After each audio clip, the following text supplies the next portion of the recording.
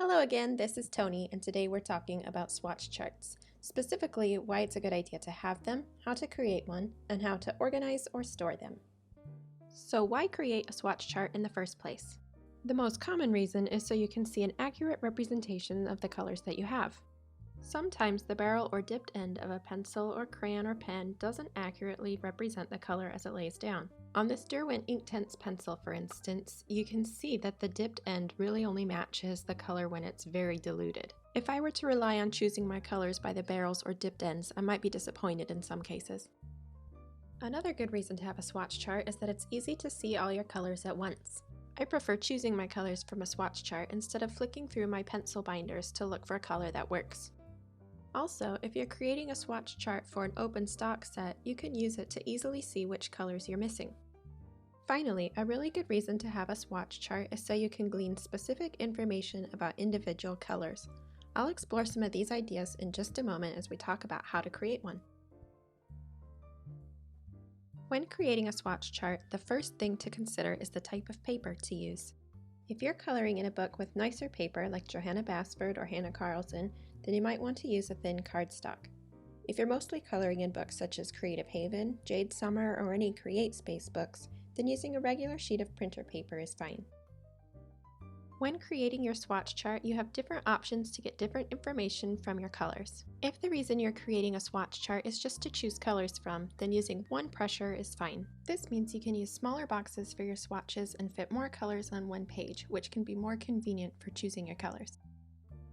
Again, if you're creating a chart for an open stock set, I recommend leaving open spaces for the pencils you don't currently have. This makes it easy to see any color families you may be lacking in and is an easy thing to take shopping. One thing you can learn from a swatch sheet is how easily the pigment lays down.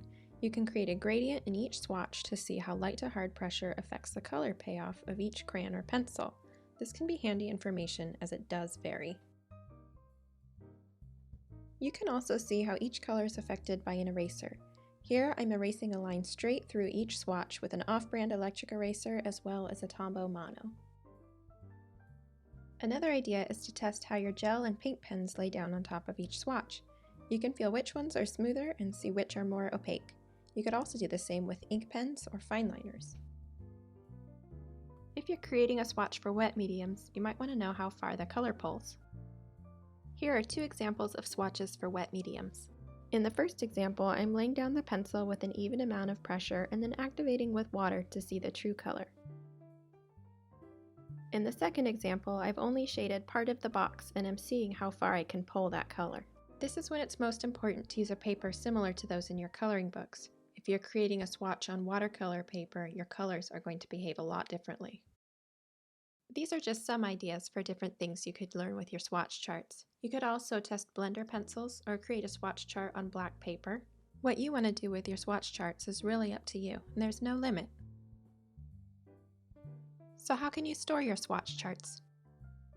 Some people keep their swatch charts in a binder or sketchbook. This is convenient because you can flip through all your sets at once and decide which medium you want to use. It's also convenient to grab when you want to take all your swatch charts to the art store. Another way to store your swatch charts is to keep them with each individual set they go with. This is the method I use, and it also helps me rein myself in when I only take 1 or 2 swatch charts to the art store at a time. If you have any questions about using or creating a swatch chart, go ahead and leave them in the comments below. If you like this video, please give it a thumbs up and consider subscribing for more videos like this in the future.